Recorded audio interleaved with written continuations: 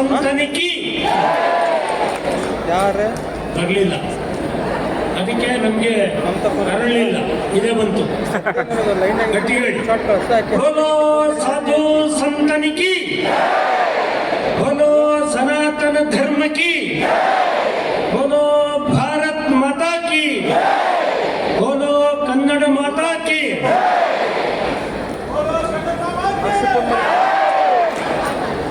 ಮನೆಯ ಮುಂದೆ ನಿಂತ ಶಿಷ್ಯನನ್ನು ನಾಮವೇ ನೆನಲು ನಾನ್ ಎಂದನಾಥ.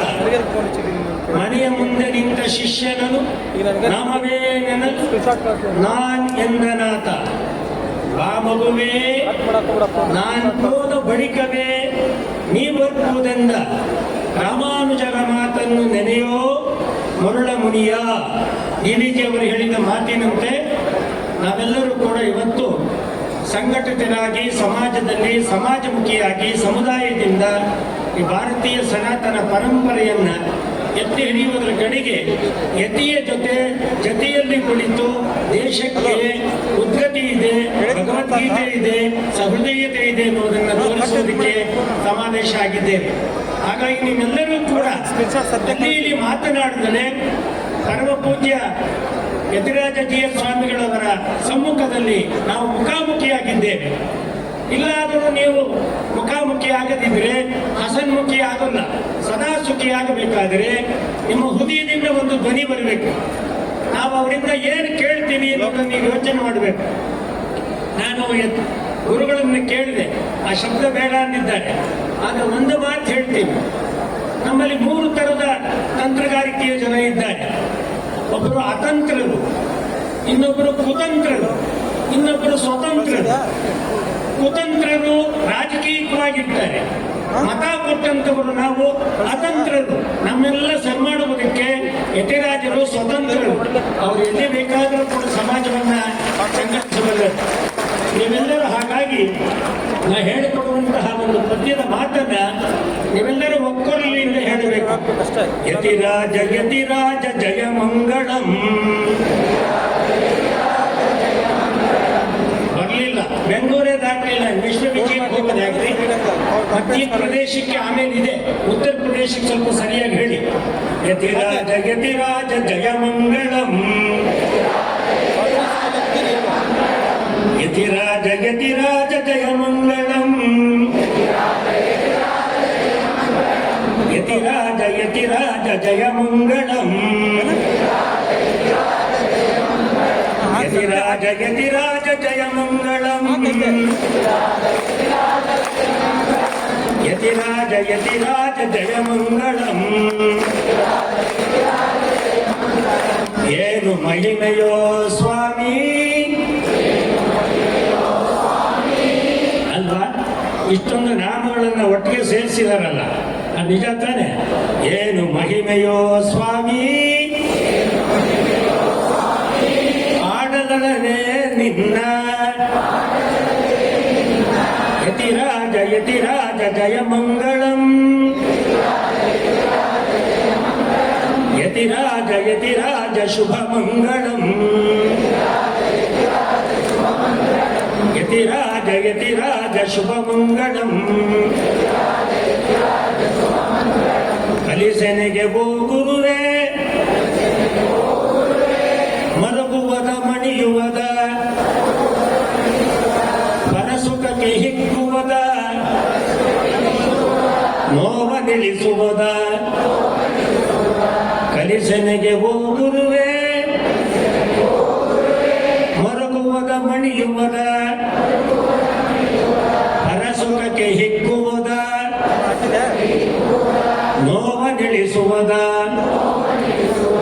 ಕಲಿಸು ಕಲಿಸೈ ಸದ್ಗುಣವ, ಮುದ್ದು ರಾಮ ಮುದ್ದು ರಾಮ ಮುದ್ದು ರಾಮ. बोलो यतिराज महाराज की, बोलो यतिराज महाराज की, बोलो भारत माता की, बोलो सनातन परंपरे की. ನಮಸ್ಕಾರ. ನಾವು ಹುಟ್ಟಿದಾಗ ನಮಗೆ ಉಸಿರಿರುತ್ತೆ, ನಮ್ಮ ಹುಟ್ಟಡಗಿದಾಗ ನಮಗೆ ಉಸಿರಿರಲ್ಲ. ಇನ್ನೊಂದ್ಸತಿ ಅರ್ಥ ಮಾಡ್ಕೊಳ್ಳಿ. ನಮಗೆ ಹುಟ್ಟಡಗಿದಾಗ, ನಾವು ಹುಟ್ಟುವಾಗ ನಮಗೆ ಉಸಿರಿರುತ್ತೆ, ಹೆಸರಿರುವುದಿಲ್ಲ. ನಮ್ಮ ಹುಟ್ಟಡಗಿದಾಗ ನಮಗೆ ಹೆಸರಿರುತ್ತೆ, ಉಸಿರಿರುವುದಿಲ್ಲ.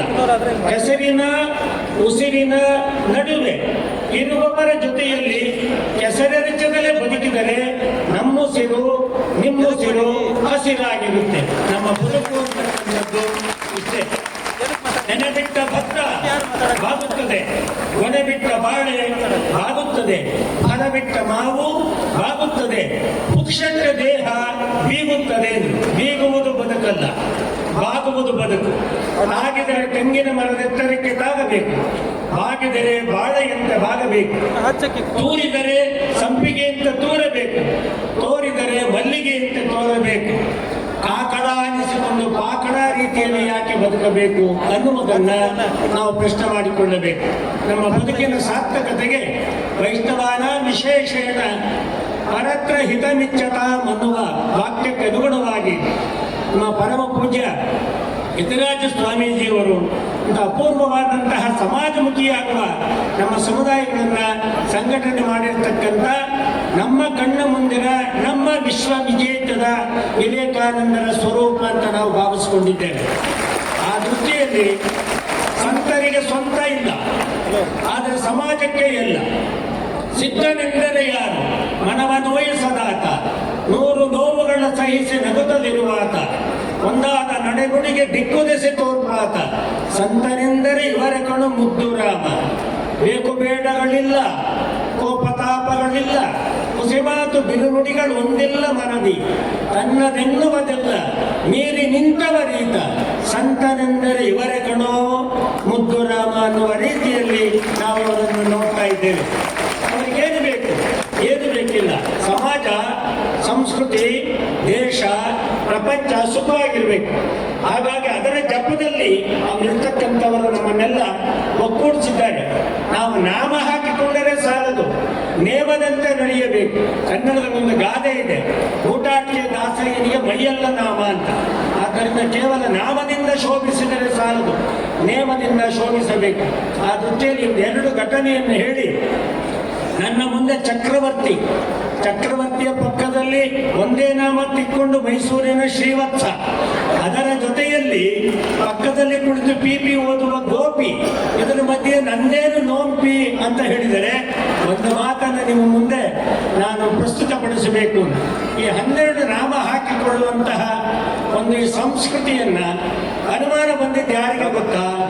ಬ್ರಿಟಿಷ್ನವರಿಗೆ ಅನುಮಾನ ಯಾಕೆ ಬಂತು ಅಂತಂದ್ರೆ, ಸ್ವಾತಂತ್ರ್ಯದ ಆಂದೋಲನದಲ್ಲಿ ಎಲ್ಲ ಕಡೆ ಭಾರತವನ್ನ ಸ್ವತಂತ್ರಗೊಳಿಸಬೇಕು ಅಂತ ಹೋರಾಡ್ತಾ ಇರ್ತಕ್ಕಂಥ ಜನಗಳನ್ನೆಲ್ಲ ನಾವು ಬಂಧನಕ್ಕೊಳಪಡಿಸಿದ್ದೇವೆ. ಆದರೆ ಶ್ರೀಪೆರಂಬದೂರಿನಲ್ಲಿ, ತಮಿಳುನಾಡಿನಲ್ಲಿ ಈ ರೀತಿಯ ಸಹಸ್ರಾರು ಜನ, ಲಕ್ಷಾಂತರ ಜನ 12 ನಾಮಗಳನ್ನು ಹಾಕಿಕೊಂಡು ಭಗವದ್ ರಾಮಾನುಜರ ತಿರುನಕ್ಷತ್ರದಲ್ಲಿ ನಡೆದು ಬರ್ತಾ ಇರುವಾಗ ಆ ಬ್ರಿಟಿಷ್ ಅಧಿಕಾರಿಗೆ ಬಹಳಷ್ಟು ಗಾಬರಿ ಆಯ್ತಂತೆ. ಮಹಡಿ ಮೇಲೆ ಹತ್ತು ನಿಂತು ನೋಡಿದನಂತೆ. ಏನು ಅಂತ ಹೇಳಿದರೆ, ಯಾತಕ್ಕೆ ಇವರು ಇಡೀ ಮೈ ಮೇಲೆ ದೇ ಆರ್ ಹ್ಯಾವಿಂಗ್ 12 ನಾಮಸ್, 12 ಡಬ್ಲ್ಯೂ ಅಂತ ಹಾಕೊಂಡಿದ್ದಾರೆ. What is this W? ಯಾಕೆ ಈ ಚಿಹ್ನೆ ಹಾಕೊಂಡಿದ್ದಾರೆ ಅಂತ ಹೇಳಿ ತುಂಬಾ ತಲೆ ಕೆಡಿಸ್ಕೊಂಡಂತೆ ಪಕ್ಕದಿಂದ ಭಾಷಾಶಾಸ್ತ್ರಜ್ಞರನ್ನ ಕರೆಸಿದನಂತೆ.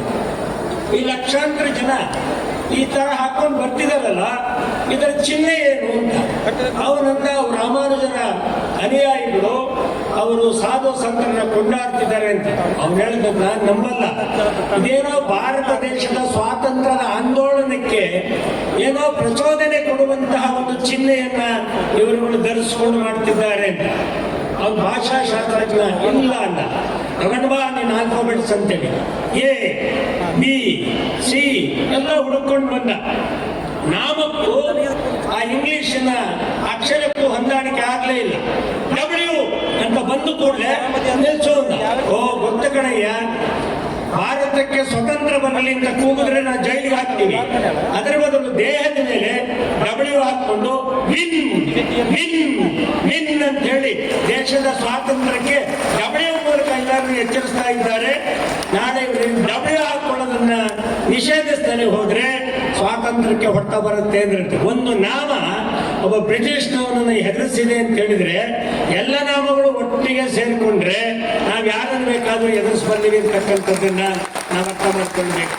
ಆ ದೃಷ್ಟಿಯಿಂದ ನಿಮ್ಮಲ್ಲಿ ನಮ್ಮ ಪರಮ ಪೂಜ್ಯ ಯತರಾಜ ಸ್ವಾಮೀಜಿಯವರು ನಮಗೆ ಇಂತಹ ಸಮಾವೇಶವನ್ನ ಅವಕಾಶ ಮಾಡಿಕೊಟ್ಟಿದ್ದಾರೆ. 2 ನಿಮಿಷದ ಒಂದು ಮಾತನ್ನ ನಿಮ್ಮ ಮುಂದೆ ವ್ಯಕ್ತಪಡಿಸಬೇಕು. ಇಡೀ ವಿಶ್ವ ವಿಜಯೋತ್ಸವ ಅಂತ ಹಾಕಿದ್ದೇವೆ, ನೀವು ಸ್ವಲ್ಪ ಗಮನಿಸಿ. ವಿಶ್ವ ಎಷ್ಟಕ್ಷರ ಇದೆ? 2 ಅಕ್ಷರ. ಒಂದು ಎಷ್ಟಕ್ಷರ ಇದೆ? 2 ಅಕ್ಷರ ಇದೆ. ಗೂಡು ಎಷ್ಟಕ್ಷರ ಇದೆ? 2 ಅಕ್ಷರ ಇದೆ. 2 ಅಕ್ಷರದ 3 ಪದ ಒಂದೇ ಕಡೆ ಇದೆ.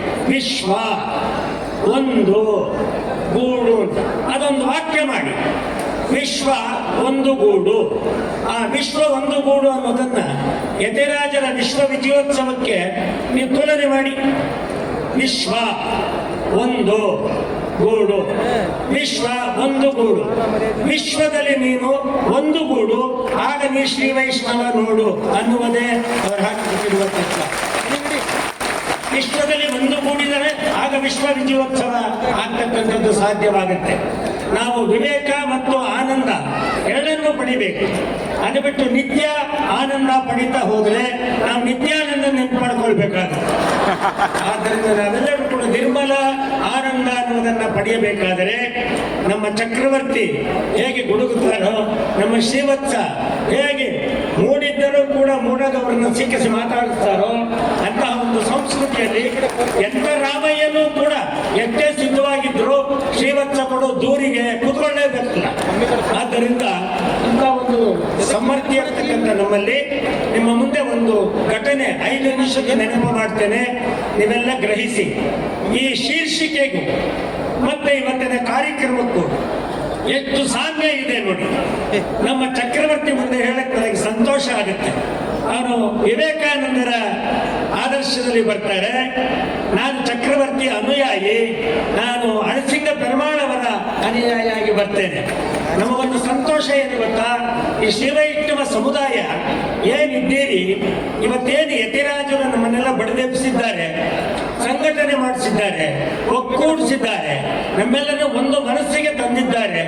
ಆ ದೃಷ್ಟಿಕೋನವನ್ನ ಇಡೀ ಜಗತ್ತಿಗೆ ಸಾರಿ ತನ್ಮೂಲಕ ತನ್ನ ಮನೆಯಲ್ಲಿ ಮೊಟ್ಟ ಮೊದಲ ಬಾರಿಗೆ ವಾಷಿಂಗ್ಟನ್ನಿನ ವೈಟ್ ಹೌಸಿನಲ್ಲಿ ದೀಪಾವಳಿ ಹಬ್ಬವನ್ನ ಆಚರಿಸುವುದಕ್ಕೆ ದೀಪ ಬೆಳಗಿ ಸಹನಾಭವತ್ತು ಹೇಳಿ ಹಾರ ಹಾಕುವುದಕ್ಕೆ ಕೈ ಮುಗಿದು ಆ ಸಂದರ್ಭದಲ್ಲಿ ಅವಕಾಶ ಮಾಡಿದ್ದು ನಮ್ಮ ಶ್ರೀವೈಷ್ಣವ ಸಂಪ್ರದಾಯದ ಡಿ.ಎಲ್. ನಾರಾಯಣಾಚಾರ್ಯ. ಅವರಿವತ್ತು ಸಂಜೆ ಬರೋರಿದ್ದಾರೆ. ಅಂತ ನಾರಾಯಣಾಚಾರ್ಯರು ಒಬ್ಬಾಮನಿಗೆ ಹೋಗಿ ದೀಪ ಬೆಳಗಿಸಿದ್ರು. ಅದನ್ನು ಅರ್ಥ ಮಾಡ್ಕೊಳ್ಳಿ. ದೀಪ ಬೆಳಗುವುದು, ದೀಪ ಉರಿಯುವುದು ಮತ್ತೊಬ್ಬರಿಗೆ ಬೆಳಕು ಕೊಡುವುದಕ್ಕಾಗಿ, ಇನ್ನೊಬ್ಬರನ್ನು ಉರಿಸುವುದಕ್ಕಾಗಿ ಅಲ್ಲ.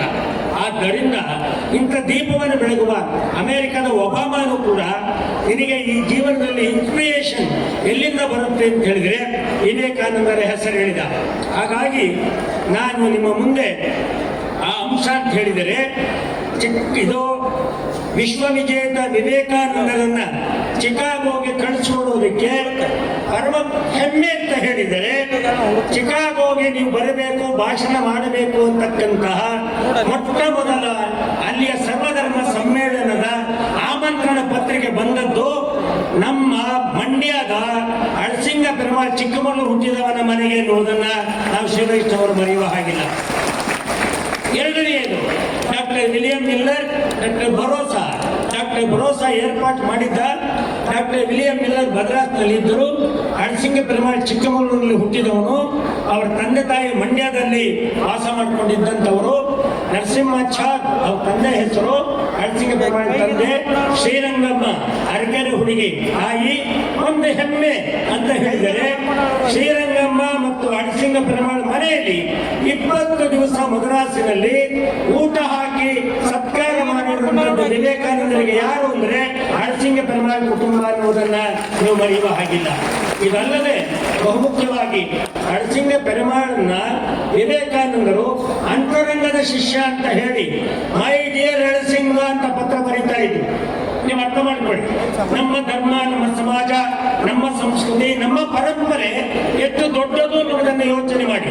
ಮೈ ಡಿಯರ್ ಅಳಸಿಂಗ ಅಂತ 40ಕ್ಕೂ ಹೆಚ್ಚು ಪತ್ರಗಳನ್ನ ವಿವೇಕಾನಂದರು ಬರೆದದ್ದು ಅಳಸಿಂಗ ಪೆರುಮಾಳಿಗೆ. ತಂದೆ ತಾಯಿ ಮಂಡ್ಯ ಇದ್ದು ಚಿಕ್ಕಮಗಳೂರಿನಲ್ಲಿ ನಗರಸಭೆಯಲ್ಲಿ ಗುಮಾಸ್ತರಾಗಿದ್ದು ಅವರ ಮನೆಯಲ್ಲಿ ಚಿಕ್ಕಮಗಳೂರಿನ ಬಸವನಹಳ್ಳಿಯಲ್ಲಿ ಅಳಸಿಂಗ ಪೆರುಮಾಳ್ ತಾನು ಹುಟ್ಟಿದ. ತದನಂತರವೇ ಪಾರ್ಥಸಾರಥಿಯ ದೇವಸ್ಥಾನ ಮದ್ರಾಸಿಗೆ ಬಂದು ಅಲ್ಲಿ ತಾನು ತನ್ನ ಕುಟುಂಬದ ಜೊತೆಯಲ್ಲಿ ಬದುಕಿದ.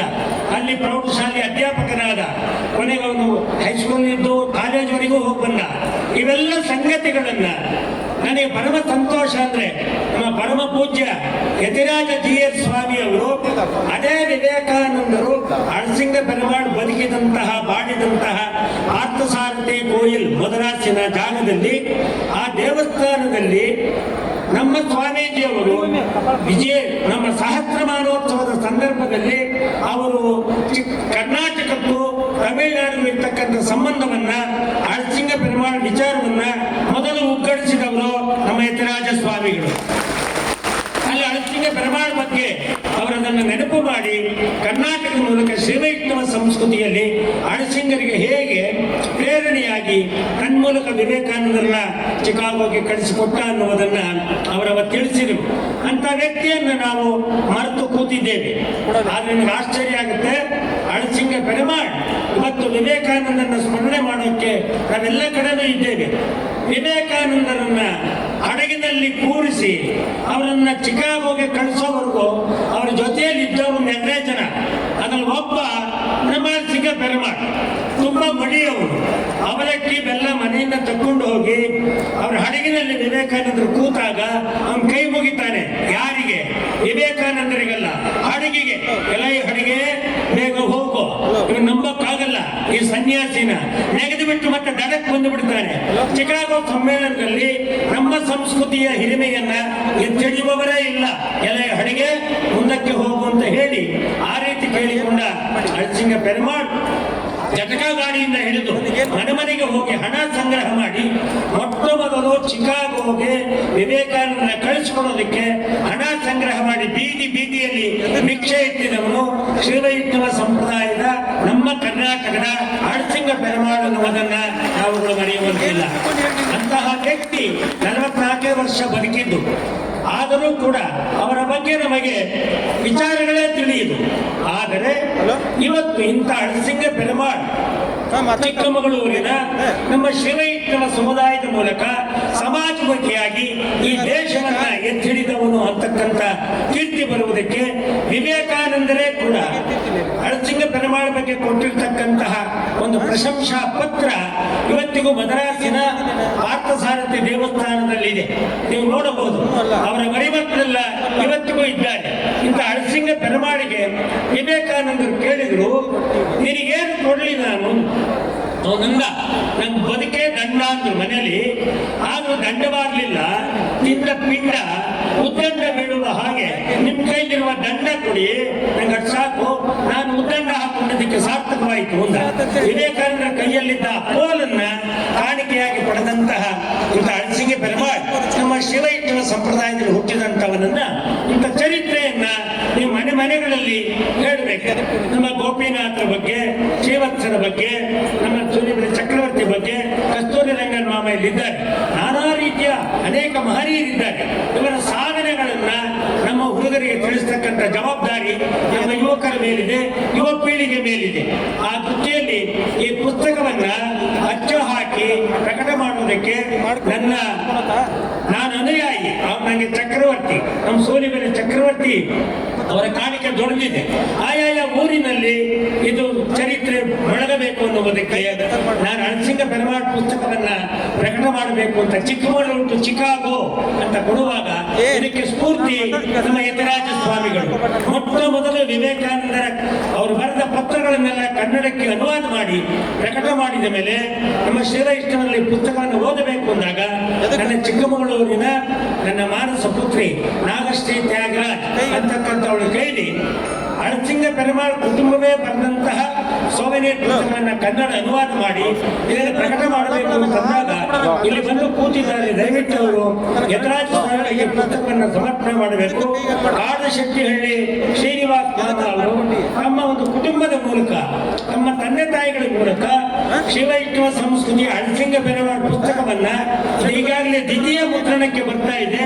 ಇದನ್ನು ಪ್ರಕಟ ಮಾಡಿ ಸಾರ್ವಜನಿಕರಿಗೆ ಸಮರ್ಪಿಸತಕ್ಕಂತಹ ಸಮಾಜಮುಖಿ ಕೆಲಸವನ್ನ ಮಾಡುವುದಕ್ಕೆ ಅವರು ಸಂಕಲ್ಪಿಸಿದರು. ಅದು ನಮ್ಮ ಯತರಾಜ ಸ್ವಾಮಿಗಳವರ ಒಂದು ಕೃಪೆ.